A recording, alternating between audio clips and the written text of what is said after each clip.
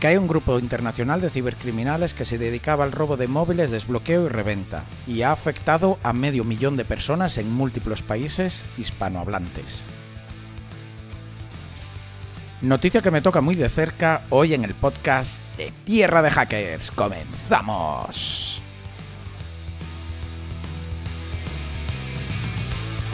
Hola y bienvenidos a Tierra de Hackers, tu noticiero de ciberseguridad hecho podcast. Publico este episodio el 10 de diciembre de 2024, que en el episodio anterior sé que dije 2023 y me lo recordasteis todos, me equivoqué. Este es el episodio número 132 y ya sabéis, mi nombre es Martín Vigo. ¿Qué tal, queridos oyentes? Un placer volver a estar con vosotros. Ya sabéis que me podéis contactar a través de redes sociales, salto ya porque tenemos un episodio un poquito largo. A través de redes sociales, estamos en todas, Facebook, Instagram, Twitter, que es donde más, diría yo, más presentes estamos. Discord, tenemos una comunidad que puedes acceder en tierrahackers.com/Discord. Madre mía, cómo empieza el episodio, estoy un poco apampanado. Y nuestro email, podcast@tierradehackers.com. Como siempre también, darle las gracias a nuestros mecenas de Patreon, que debe ser las navidades, pero ha sido unas semanas de batir récords. Tenemos 6 nuevos mecenas de Patreon que de verdad os lo agradezco de todo corazón. Trifero, Viallo, Carlos, Bernat, Javier, Jorge, gracias por uniros a la familia de Patreon y apoyar este podcast, porque no sería posible sin vosotros. Muchísimas gracias. Y si tú, querido oyente, también quieres apoyar este podcast, lo cual marca la diferencia, puedes hacerlo en patreon.com/Tierra de Hackers, que ayuda de verdad muchísimo. También en este episodio quiero dar las gracias a un colega que conocí que me ha enviado su libro que acaba de publicar y me ha puesto una dedicatoria súper chula porque es oyente del podcast. Y me ha hecho muchísima ilusión, así que muchísimas gracias por ese libro, te lo agradezco un montón porque me ha hecho de verdad muchísima ilusión, Víctor, así que gracias por enviármelo. Quería mencionarte aquí en el episodio porque sé que lo vas a escuchar. Y nada, yo creo que con esto ya nos podemos ir directamente a la noticia. Hoy hablaremos de una cooperación internacional entre diferentes cuerpos y agencias de seguridad del Estado que han conseguido neutralizar a un grupo de ciberdelincuentes que tenían todo un esquema montado para robar móviles, desbloquearlos, robar dinero de las cuentas bancarias configuradas en dichos teléfonos, liberarlos y luego revenderlos. O sea, el full equip, el full pack. De quitártelo de tu bolsillo a revenderlo de nuevo después de sacarle todo el jugo. Esta noticia también es curiosa porque me la envió uno de los oyentes de este podcast. Y cuando la empecé a mirar por encima, porque sois muchos los que me soléis enviar noticias, los acontecimientos, ¿no?, según iba leyendo, me sonaban. Y me sonaban mucho, además. Y es que resulta que yo he investigado a este mismo grupo de ciberdelincuentes hace cosa de un año.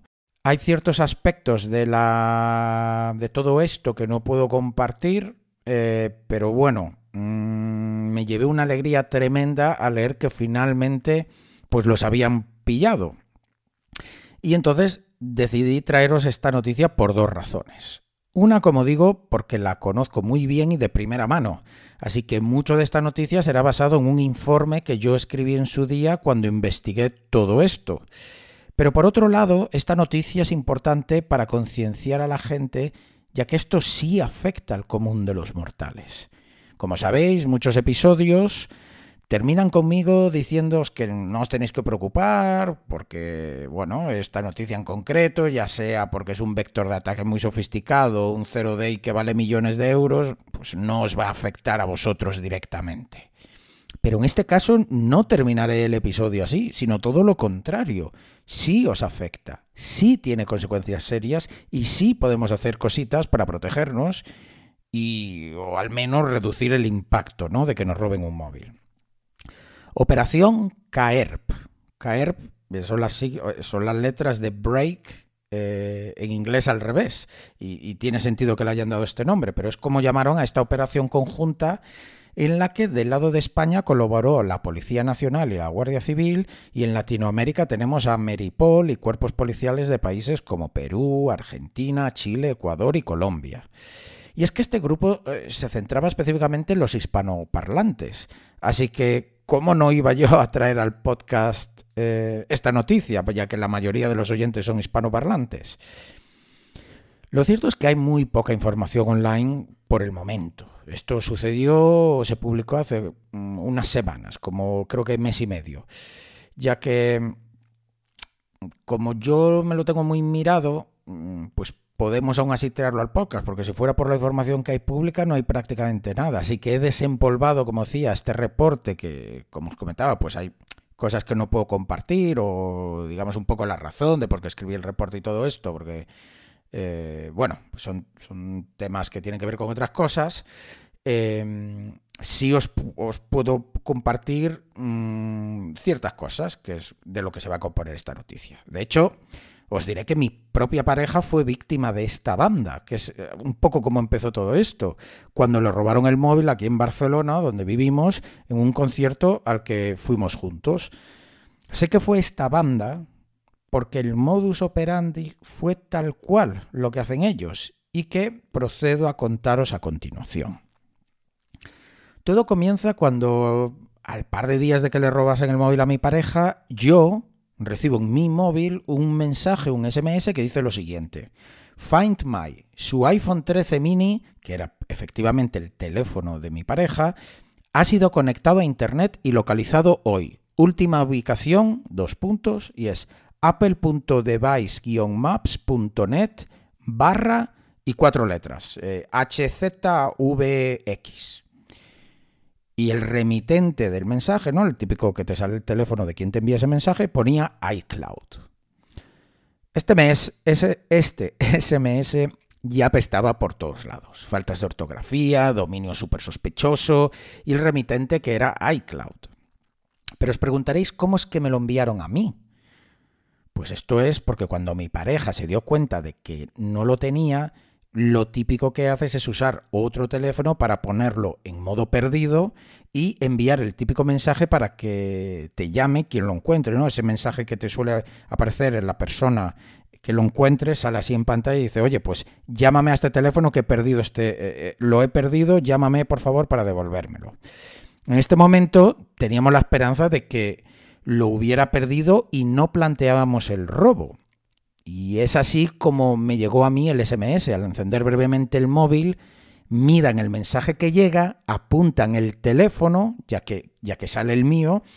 Bueno, no es que salga el mío, sino que yo lo puse: oye, llámame a mí, y empieza la campaña de phishing, de ingeniería social. El día siguiente, no habían pasado ni 24 horas, recibo otro mensaje del mismo remitente, que esta vez dice: Apple, detectamos problemas para localizar su iPhone 13 mini. Ver ubicación actual sin conexión a internet en... y me vuelvo a poner el mismo dominio falso, apple.device-maps.net / y las 4 letritas estas aleatorias. Aparte del uso evidente de pasarelas de SMS que permiten enviar mensajes configurando el remitente para ocultar el número desde el que se envía y dar más credibilidad poniendo Apple y iCloud, como fue en mi caso, la URL contiene estas 4 letras, que es un identificador único. Esto hace intuir que cada víctima recibe un enlace único, ¿no? Esas 4 letras es lo que lo hace único, y que el servidor así sabe qué víctima exactamente es la que ha hecho clic, ya que deben ser miles los mensajes que envían a diario. Cuando empecé la investigación, usé ese mismo enlace para analizar a dónde me llevaba, el que me había llegado a mí mismo. Lo primero que hice fue cambiar el identificador único por ABCD para, bueno, darle anonimato, ¿no?, que no vieran que era respecto al móvil de mi pareja. Y lo que vi en el navegador es que me redirigía a apple.device-maps.net / core/boot.php y 4 parámetros en la URL. De code igual a ABCD, es decir, las 4 letritas que tenía, luego otro parámetro RSR, aquí había pues caracteres y números raros, vamos a decirlo así de momento, otro parámetro que era SSR y volvía a aparecer el mismo parámetro, o sea, el mismo valor, estas letras y números raros, y luego un último parámetro que era CT y era un número largo, que empezaba por 1,7. Vale. Aquí sé que este va a ser un episodio un pelín técnico para los que no sois tan técnicos, pero de verdad que va a ser muy interesante. Si nos fijamos en los parámetros de la URL, como os decía, vemos 4: decode, RSR, SSR y CT, con valores diferentes. Yo lo que hice fue empezar a analizar esos valores. Se puede observar que RSR y SSR están codificados en base 64, una manera, digamos, de representar información de una manera diferente, que se utiliza mucho en computación. Y al descodificarlos, esto no es cifrado, sino es codificado, por tanto no hay ningún secretismo, vemos que el valor de ambos es el mismo, 3840 por 2160. ¿Qué es esto? Esto es la resolución de la pantalla del sistema desde donde estoy visitando la web maliciosa, es decir, la resolución de mi pantalla, de mi ordenador. Los nombres de los parámetros RSR y SSR para mí me daban a entender que son siglas referentes a Screen Resolution, ¿no? El RSR y el SSR, y dado que el 3840 por 2160 es la típica medida de una pantalla de monitor, pues yo creo que es lo que están capturando. Nos vamos al parámetro CT, que por su formato podemos concluir que se trata de un epoch timestamp. ¿Qué es esto? Pues es la manera estándar de representar el tiempo en sistemas informáticos, en nanosegundos, ya sabéis. El tiempo transcurrido desde el 1 de enero de 1970 hasta este preciso instante. Y esto me di cuenta al momento porque era un número de unos 8 dígitos que empieza por 1,7. Entonces eso ya de, digamos, experiencia haciendo reversing así, pues lo ves rápidamente, ¿no? De hecho, el valor que yo veía era 17068798995. Que si lo pasamos, ¿no?, al formato de fecha normal, porque insisto, eso es el número de nanosegundos que han pasado desde 1970 al 1 de enero, pues confirmamos que representa la fecha y hora de cuando yo visité la web. Es decir, está enviando el preciso instante cuando yo visité la web y la resolución de la pantalla con el dispositivo que la estoy visitando. Por tanto, cuando la víctima visita el enlace malicioso que contiene un parámetro para hacerlo único, como decía, esas 4 letritas, el servidor redirige el navegador a core.boot.php y recolecta, como decía, la resolución de pantalla y la hora en la que se hizo clic. ¿Y qué muestra la web cuando se hace esa redirección? Pues se me mostraba en blanco. Ok, un poco raro. Entonces, ¿qué hice? Venga, nos ponemos a destripar esta web y ver qué componentes, ¿no?, la conforman, porque puede que no sea solo código HTML. Pues durante el análisis vi que se cargaba código JavaScript en uno de los archivos que era bmoskrnl.js y que estaba ofuscado para dificultar la tarea de ingeniería inversa, por así decirlo. Y es que lo que no quieren es que puedas leer el código JavaScript cómodamente, entonces lo ofuscan. Me puse a ofuscarlo y debuguearlo, es una parte manual bastante tediosa, pero bueno, lo hice con las partes básicas del código para entender qué hacía y observé que este código hace ciertas verificaciones respecto al enlace único que hemos clicado y en base a eso hace una redirección. Esta redirección es a veces la web legítima de iCloud, sin que la web maliciosa llegue a mostrar nada. Es decir, me mandan un mensaje con un enlace malicioso y cuando le doy clic me redirige directamente a la web oficial de iCloud. Esto es muy curioso. ¿Por qué iba el enlace malicioso a redirigirte a la web legítima de Apple? ¿No es esto una oportunidad perdida de los atacantes llegados al punto en que ya has hecho clic como víctima en un enlace malicioso?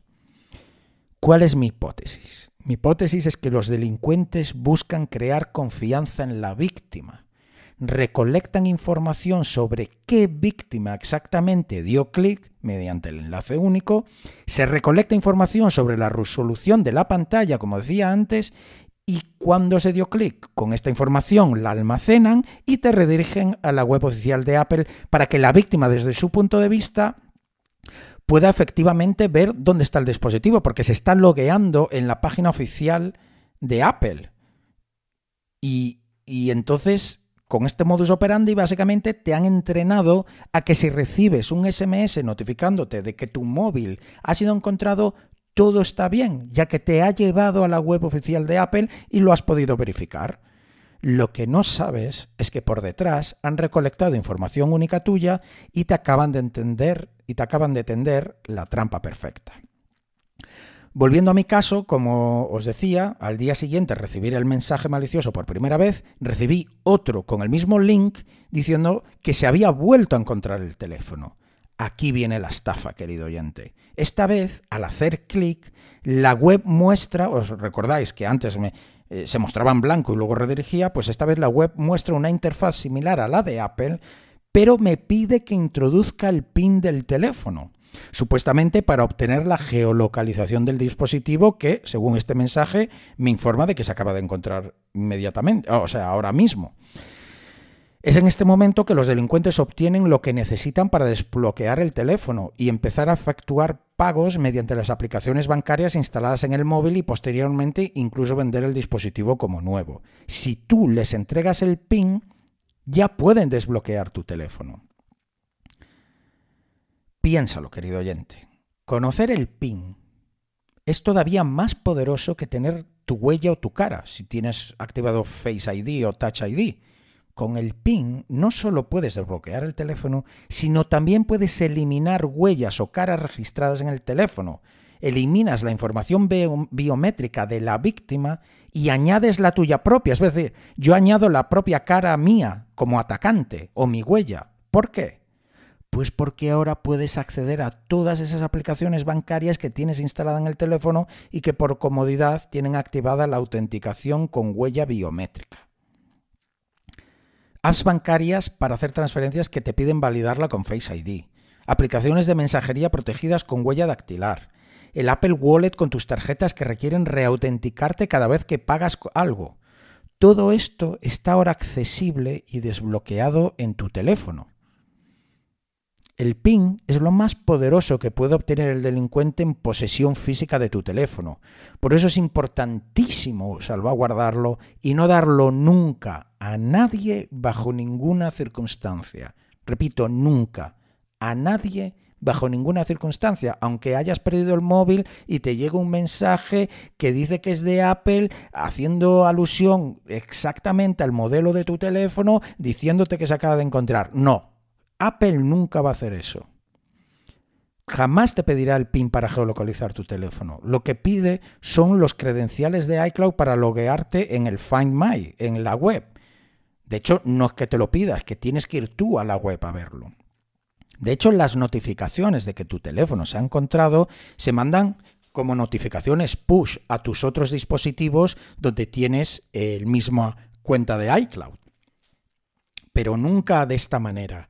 Y nunca pidiéndote el PIN. Lo único que el PIN no te permite hacer es desactivar el Activation Lock, ya sabéis, esta medida que tiene Apple para que cuando roban tu móvil no lo puedan usar. Lo que puedes hacer es quitar la cuenta de Apple del teléfono para que así puedas borrarla y usarlo como nuevo. Para eso necesitas la contraseña de iCloud, no te vale el PIN. Pero eso también lo tienen pensado y os lo explicaré qué es lo que hacen un poquito más adelante. Vale, pues ahora que han generado confianza en ti al recibir mensajes con enlaces a supuestamente iCloud, estarás más predispuesto a poner el PIN, ya que la web falsa está muy bien hecha. O sea, es que se ve, a veces encuentran cosas por ahí de estafadores que da pena verlas, pero esta está muy bien hecha y el PIN, vamos, que lo pones en un segundo.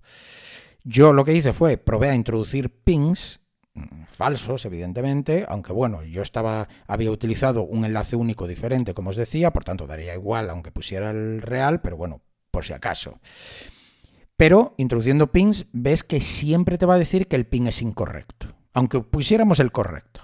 Entiendo que lo hacen para que la persona dude si recuerda bien el PIN, ya que estamos acostumbrados a desbloquear el teléfono con Face ID, o simplemente piensa que, por lo que sea, no funciona el servicio. La cuestión es que sospeche lo mínimo posible de que en realidad está entregando el PIN a ladrones en una web falsa. Pero profundicemos en esto. La web, me puse a observar el tráfico. Nada más introducir el PIN, hace una petición al servidor, concretamente a /core/netapi32.php. Que bueno, que esto es una librería conocida de Windows por ahí, que está claro que utilizaron nombres así como comunes. Y es ahí donde se envía el PIN, el número de teléfono al que se envió el SMS falso y otro parámetro llamado Diagnostics Data, que está encodeado en base 64 una vez más, que bueno, que al decodearlo resultan caracteres aleatorios, lo cual me dice que debe de haber algo por ahí cifrado o que simplemente pues son datos binarios. En cualquier caso, los delincuentes ya tienen la combinación del número de teléfono y PIN, por lo que saben qué teléfono ir a desbloquear de todos los que tendrán de haberlo robado ahí en el almacén o en el cajón. Llegados a este punto de la investigación que había hecho de cómo funciona la infraestructura de esta campaña de phishing para robar el PIN de iPhone robados, quería saber si podía encontrar quién estaba detrás de todo esto. Y la verdad es que fue más interesante de lo que me esperaba, incluyendo un susto con risas después. Os cuento. Siguiendo con la tarea de ofuscar el código JavaScript de varias de las librerías que cargaba esta web falsa, en el caso de core.js, que era otra librería, contiene una funcionalidad añadida destacable. El desarrollador de esta plataforma de estafas ha dejado su firma, con la manera de contactarle y lo que se conoce como en la cultura hacker un huevo de Pascua. El sistema de login de JavaScript muestra un logo hecho con arte de ASCII, un mensaje y la manera de contactar al, vamos a decir, supuesto, lo entenderéis después, supuesto autor de esta campaña de phishing, de esta infraestructura, pues cómo contactarla a través de varias redes sociales. Y también me encontré que te invita a ejecutar una función oculta. El mensaje dice lo siguiente: There's got to be something else to this, right? Or is this just somebody's really badly made meme garbage? Eso es como lo que te pone, ¿no? En JavaScript, digamos, la consola de JavaScript. Que bueno, traducido viene a decir, tiene que haber algo más en todo esto, ¿no? O es solo una basura de meme hecho por alguien. Bueno, esto es así un poco random, pero vale. Y nos dice, y la función oculta se trata, nos dice ahí que tenemos que ejecutar secret, una función que se llama secret. Pues yo creo que eran las 2 de la mañana cuando estaba trabajando en esto, porque ya sabéis cómo es, cuando uno se pone a investigar, pues se te pasan las horas. Y claro, ejecuté la función secret y de repente sonaron en mis altavoces, que los debía tener a máximo volumen, lo siguiente. Aviso que si estáis escuchando esto en público, en el coche con niños o así, bueno, quizá queráis adelantar aquí 15-30 segundos, aunque bueno, es en inglés, así que si no saben inglés da igual, pero eso, os dejo ahí un ratito para que le deis a pausa si hace falta o para adelante, ¿vale? Ok, este es lo que empecé a escuchar en mis altavoces, que me dio un susto del copón. Do you suck dicks? Do you suck dicks? Do you suck dicks? Do you suck dicks? Do you suck dicks? Pues ya veis, el tema es que, por si el inglés no es lo vuestro, este audio viene a decir, ¿te gusta chupar? Ya sabéis, ¿no? Pues así constantemente, ¿te gusta chupar? Quitando este huevo de Pascua, que es como conocemos, decía, este tipo de firmas o sorpresas que dejan los desarrolladores a veces, vemos también un mensaje que me dejó sorprendido, lo que decía antes. Digo así, desarrollador Victoria, Telegram @Vixaviach, incluso una cuenta de Twitter ToriaViach. Tú te preguntarás, ¿cómo el desarrollador de esta estafa a nivel internacional nos deja ahí directamente en el código quién es y sus redes sociales? Esto es muy raro, ¿no? En cualquier caso, había encontrado dónde tirar del hilo. En cuanto a Twitter, vemos que el perfil está puesto en modo privado, así que me puse a buscar tweets y comentarios hechos por o a este perfil. Y encontré un par en ucraniano, que bueno, traduciéndolos pues no era nada relevante, y en este punto pues lo que hice fue, vale, voy a utilizar la foto de perfil de esta cuenta de Twitter en buscadores especializados que hacen pues búsquedas inversas y ver qué puedo encontrar. Estos buscadores lo que hacen es encontrar otras páginas web donde está esa misma foto almacenada. ¿Qué encontré? Pues encontré un perfil de Facebook que contiene esa misma foto con el nombre también coincidiendo como Victoria. Y en este perfil de Facebook veo que esta persona tiene puesto su LinkedIn. Y de ahí me fui y saqué más información. El nombre completo de esta persona es Victoria Kuzmik. Es de Ucrania. Su puesto de trabajo lo pone como especialista en SEO. Ha trabajado en empresas como Semalt y Govital. Y habla inglés, español y ucraniano. Bueno, ahora que tenemos el nombre completo, esto de que hable español es curioso, nos lo apuntamos, pero ahora que tenemos el nombre completo, volvemos al paso 1 para ampliar la búsqueda. Con esto encontré más información y, pues, por ejemplo, una web dedicada a poner reseñas sobre empresas donde has trabajado. En esta web, el sospechoso tiene un perfil verificado, una nueva foto que concuerda con la que ya tenemos. Quiero decir, es claramente la misma persona por esa foto y hace reseñas de empresas que figuran en su LinkedIn como sitios donde ha trabajado. Por tanto, sabemos que es su perfil. Continúo con el OSINT y, usando toda la información personal obtenida, encuentro un dominio sospechoso. id-care.us,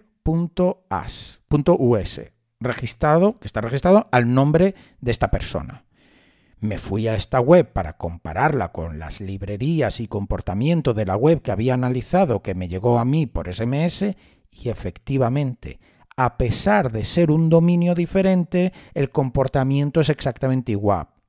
Web en blanco, redirección con los 4 parámetros que os comenté al principio, mismas librerías JavaScript, etc.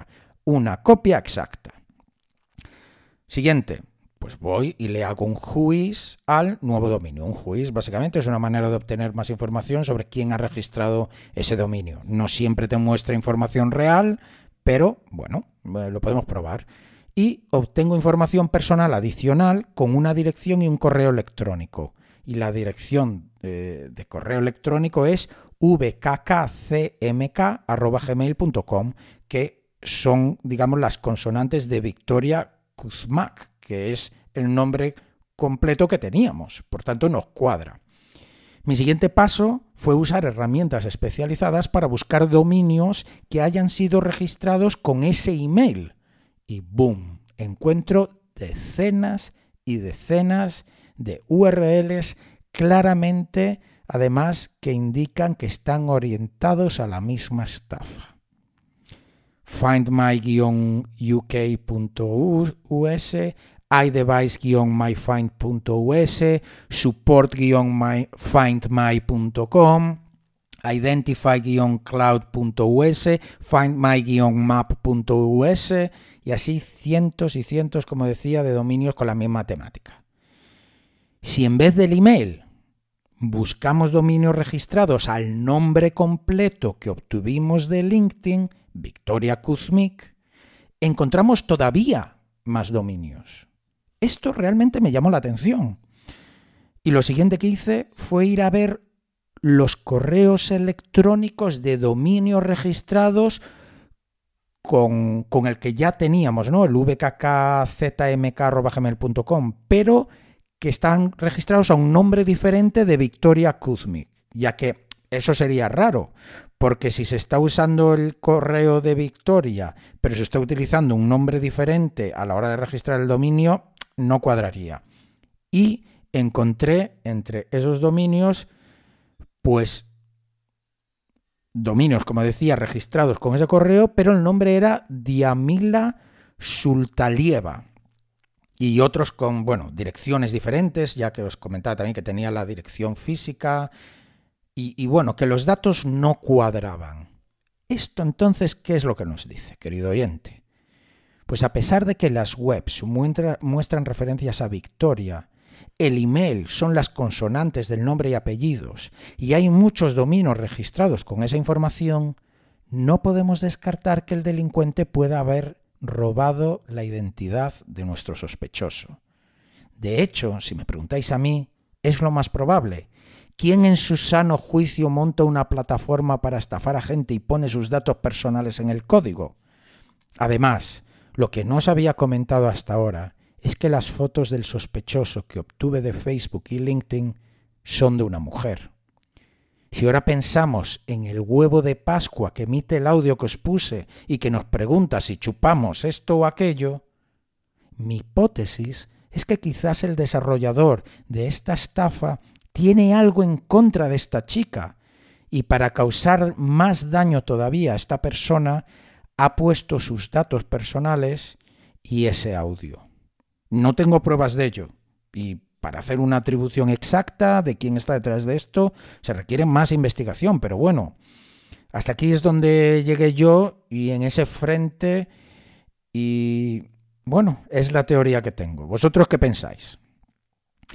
Mencionaros que al llegar aquí, una de las cosas que hice también fue usar el email para verificar si existía alguna cuenta registrada con ese correo en LinkedIn, Facebook y en la web de reseñas de trabajo donde había encontrado los perfiles de esta chica, que inicialmente era muy sospechosa. No existían cuentas registradas con el correo de Gmail que teníamos. Si bien esta persona podría tener otros correos, lo habitual es que si usas un correo para registrar dominios, lo uses también para registrarte en otros lados, y no es el caso. Por tanto, sabemos que donde tenemos la certeza que esta chica sí se ha registrado como Facebook o LinkedIn, el correo utilizado en los dominios para estafar a la gente, ese correo no se ha utilizado para registrar esas cuentas. Esto como dato adicional que apoya más la teoría de que esta sospechosa es en realidad una víctima. Aquí, bueno, y en toda la investigación me fue súper útil la herramienta de inteligencia de amenazas que siempre os menciono que uso, Flare. Para buscar los correos, como os decía, pero también para encontrar los dominios, fue una herramienta imprescindible, la verdad. Si os interesa adquirir para vuestras empresas o vuestros clientes una herramienta que escanea toda la dark web y tiene una ingente cantidad de información de valor incalculable para temas de monitorización, threat intelligence o ciberinvestigaciones, os dejo un enlace personal en las notas del episodio para que lo podáis echar un vistazo y pedir una demo. Recordad usar ese link, por favor, porque estáis ayudando y mucho a este podcast. Y siguiendo con el tema de que esta persona era una víctima y no sospechosa, el otro dato es que de la poca información que se puede encontrar a día de hoy online sobre esta operación, sí sabemos la identidad de los detenidos. El cabecilla, de hecho, es un argentino de 33 años con antecedentes penales por otros hackeos, Iván David Cude. Hubo también otros 17 detenidos, incluidos 3 en España, pero total, que una de dos, o este tío es el responsable de absolutamente todo, o hay otros players, digamos, a nivel internacional en el mismo negocio. Y quizás a mí me tocó otro cabecilla, porque yo mucho de lo que encontraba era, ya te digo, esta chica ucraniana, posts en Reddit en inglés. Entonces, claro, no sé si equivalía, si esta persona también lo vendía a nivel internacional. No sé, es todo muy raro. Sí os recordaré que, a pesar de que está el cabecilla es argentino, recordad que esta chica ponía en LinkedIn que hablaba español. Por tanto, es curioso que una ucraniana hable español, a lo mejor, pues, cabría la posibilidad, digamos, dentro de esa teoría que yo tengo, que insisto, no tengo ninguna prueba, de que estas dos personas se conociesen, ¿no? Por aquello que decía yo, que a lo mejor había puesto toda esta información y todo esto por despecho. Pero esto no acaba aquí. Yo seguí adelante y efectivamente me encontré con, como decía, con posts en webs de otros países publicados por víctimas a nivel internacional, hablando de los mismos mensajes, dominios, estafas, y como os decía, por Reddit era uno, ¿no? Así que seguí indagando. Ahora que tenía una sospechosa que parecía más bien víctima, entendía cómo funcionaba la web y cómo recolectan información, había encontrado cientos de dominios y en general entendía su modus operandi, y el siguiente paso era ir a por la infraestructura que utilizaban. Esto porque así podemos recopilar todavía más información e inteligencia y no admitiré yo aquí ningún hackeo ilegal, pero bueno, quizás hay alguna puertecilla abierta por la que podríamos entrar sin llamar a la puerta, ¿no? Quizás. Empecé revisando las IPs de los dominios que había recolectado y vi que los delincuentes usan Cloudflare. Cloudflare es un servicio legítimo que, entre otras cosas, ofrece protecciones contra ciertos ataques, como de denegación de servicio o incluso ataques de inyección de código, como cross-site scripting, pero también ofrece privacidad para la infraestructura. Cuando te conectas a una de estas webs fraudulentas, no puedes ver su IP real, ya que Cloudflare está de por medio y esa es la IP que obtienes, dificultando el acceso para hacer más reconocimiento de los sistemas. Sin embargo, siendo concienzudo y dedicándole mucho tiempo, pude obtener IPs de algunos servidores buscando otras URLs relacionadas con la estafa que había obtenido, como os mencionaba en el paso anterior. Por ejemplo, una de estas URLs que no estaba detrás de Cloudflare era icloud-findmy.com.es, que además vemos que es .es de España, cuya IP era 91.209.70.60 y se situaba en Rusia. Una de las cosas que miré en esta web era el archivo robots.txt, que se suele usar para evitar pues, que los buscadores indexen ciertas páginas, ¿no? Como páginas de login o páginas de administrador. Pues ahí expone también información muy útil en ciertos dominios asociados a la estafa, como el indicado anteriormente, este dominio de icloud-findmy.com.es. Se incluyen muchos directorios que no deben ser indexados porque los pone ahí, pero cuyos nombres dan una indicación de la estafa que se está llevando a cabo. Muchos de estos directorios, cuando se visitan, estos directorios que están listados en el robots.txt, dirigen a la web de iCloud directamente. Así que otra cosa que hice fue utilizar herramientas de reconocimiento mediante fuerza bruta de rutas para encontrar contenido adicional almacenado en estos servidores con web falsas. Es decir, una herramienta que lo que hace es, pues si la web es icloud-findmy.com.es, pues prueba /A/B/ muchos directorios que son muy comunes. Esto, pues la gente que se dedica a seguridad lo conoce de sobra, que es de las cosas más comunes de hacer. Pues gracias a esto encontré la página de login al servidor donde se podía ver un logo que decía iServer. Encontré también el panel de gestión para los clientes entre comillas, y es que resulta que todo este entramado en realidad es parte de lo que se conoce como Crime as a Service. Es decir, el tío que fue detenido, el cabecilla, montó toda una infraestructura de creación de webs falsas con capacidad de recolectar pings y se lo alquilaba a otros ciberdelincuentes que eran los que se dedicaban a robar los móviles o a subalquilarlo, como os explicaré un poquito más adelante. Leo en la información publicada sobre esta operación que cobraban unos $200 por acceso. De hecho, el administrador en sí vendía el acceso a lo que llamaban unlockers, y eran estos los que luego vendían los servicios de phishing a los que robaban los móviles. Así el administrador lo único que hacía era vender acceso a una plataforma, pero él no llegaba a vender los servicios de phishing directamente a los que los usaban, que eran los que robaban móviles. Me imagino que esto lo hacía para tener una pantalla, ¿no? Un paso extra entre él y la actividad delictiva, aunque ya sabemos que no le salió muy bien la jugada. Ahora que había encontrado la web donde los delincuentes compran el acceso a la generación de las web falsas que había encontrado al principio, quería información sobre el tipo de hosting que estaban utilizando.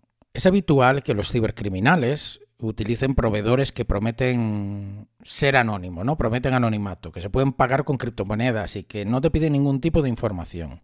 Entonces querían saber si esta gente hacía lo mismo, lo que se conoce como hosting bulletproof, a prueba de balas.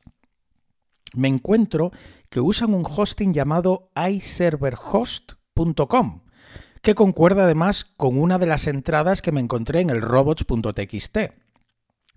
Visitando la web de esta empresa, entre comillas, veo que no hay información sobre cómo contactarles, datos fiscales, teléfonos, nada. Esto es algo habitual de servicios de hosting que tienden a permitir el alojo de webs maliciosas. No solo ofrecen anonimato a sus clientes, sino que ellos mismos también son anónimos. Pues mirando los detalles de lo que ofrecen en su web, se puede ver que ofrecen servidores virtuales y que están gestionados por cPanel. Y esto, bueno, es algo, digamos, un software open source para hacer este tipo de gestiones, igual que lo que se encontró además durante la fase de reconocimiento, es decir, que todo me estaba cuadrando. Además, los logos de esta web cuadraban con los de iServer, que sabemos que alojaba las webs de estafas. Por tanto, hemos ido de las webs de estafa a la web donde están los clientes, digamos, se registran y pagan, a el servicio de hosting que almacena esto.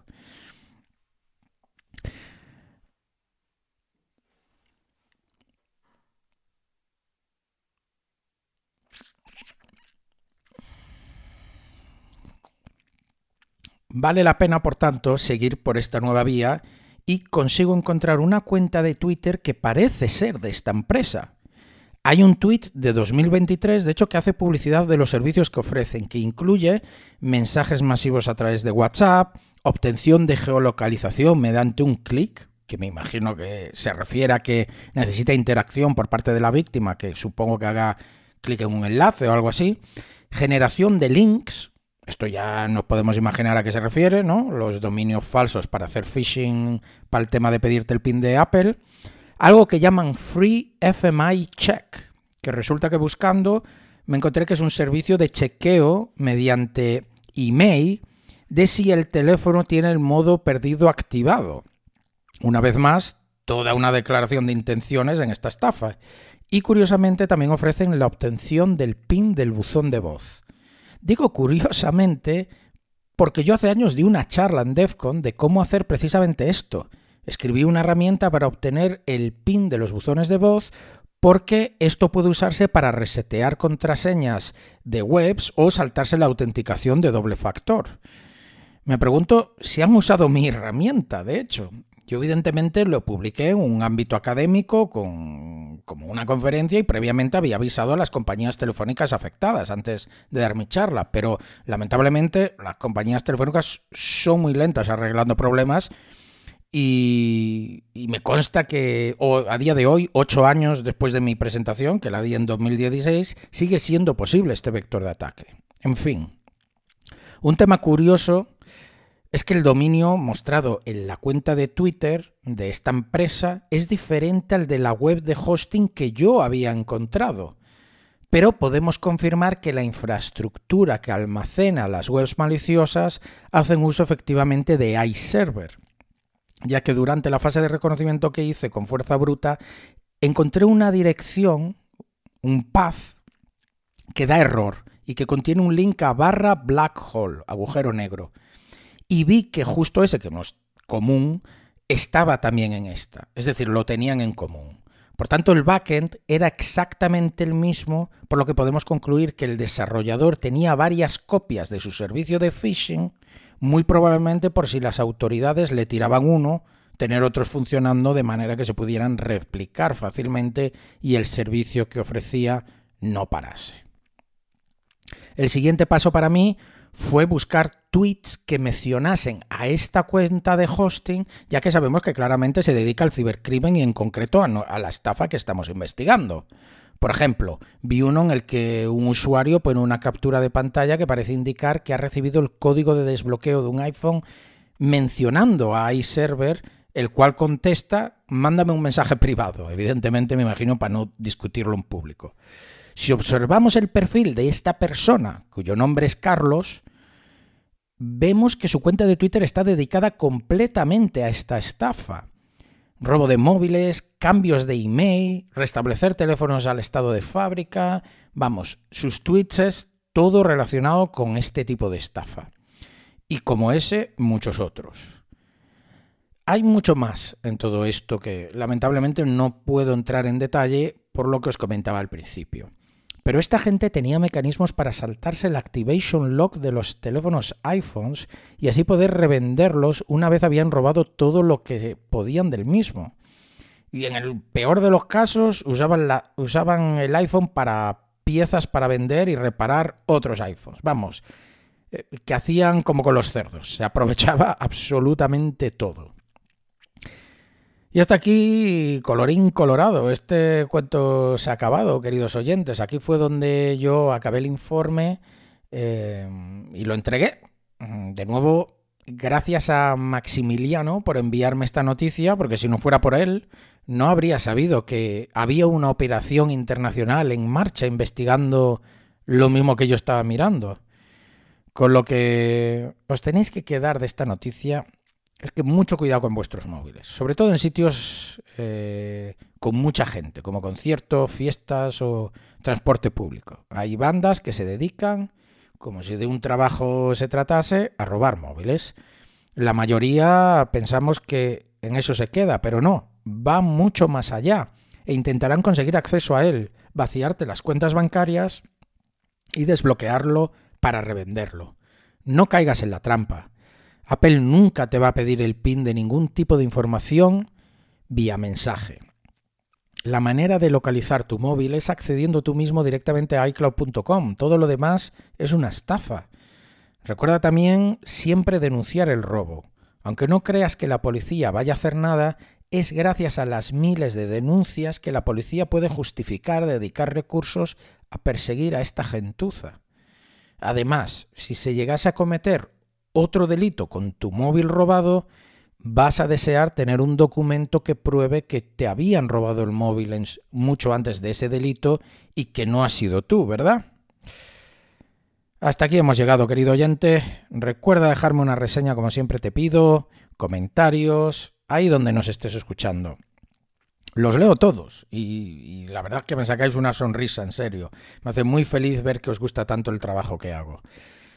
De hecho, mientras preparaba esta noticia, pensaba que debería a lo mejor enviar una charla sobre esta investigación a alguna conferencia, ya que se han quedado cosas en el tintero. No podéis ver, por ejemplo, imágenes que he recopilado y hay alguna cosilla más que compartir. Así que quizás la envío y nos vemos pronto hablando más sobre esto.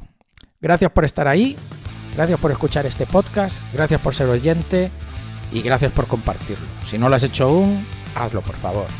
Y lo mínimo que te pido es precisamente que compartas esto con tus amigos, con tus compañeros y que me dejes alguna review donde nos estés escuchando. Hasta el próximo episodio. Adiós, adiós.